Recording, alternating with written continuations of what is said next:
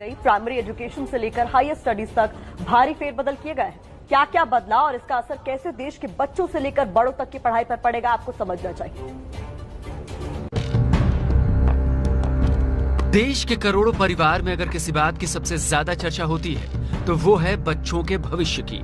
और भविष्य अमूमन तय करने का रास्ता स्कूल और कॉलेज से होकर जाता है। मोदी सरकार ने 3 दशकों बाद आखिरकार देश की शिक्षा नीति बदल दी है।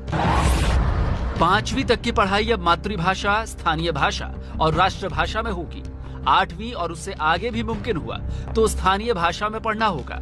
अंग्रेजी की पढ़ाई सिर्फ एक विषय के तौर पर होगी। 9वीं से 12वीं कक्षा तक सेमेस्टर में परीक्षा होगी।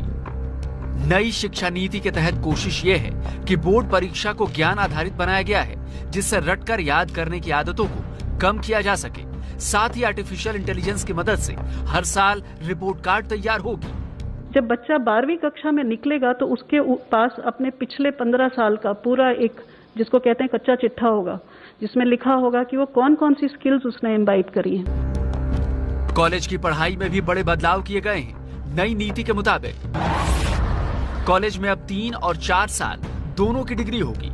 1 साल पर सर्टिफिकेट दिया जाएगा, 2 साल पर डिप्लोमा दिया जाएगा और 3 साल पर डिग्री दी जाएगी। पीएम मोदी ने नई शिक्षा नीति की तारीफ करते हुए कहा है कि शिक्षा के क्षेत्र में एक लंबे वक्त से बहुप्रतीक्षित सुधार था, जो आने वाले वक्त में लाखों लोगों का जीवन बदल देगा। इसके अलावा हायर स्टडीज में भी बदलाव हुए हैं। अब एमए के छात्र सीधे पीएचडी कर सकेंगे।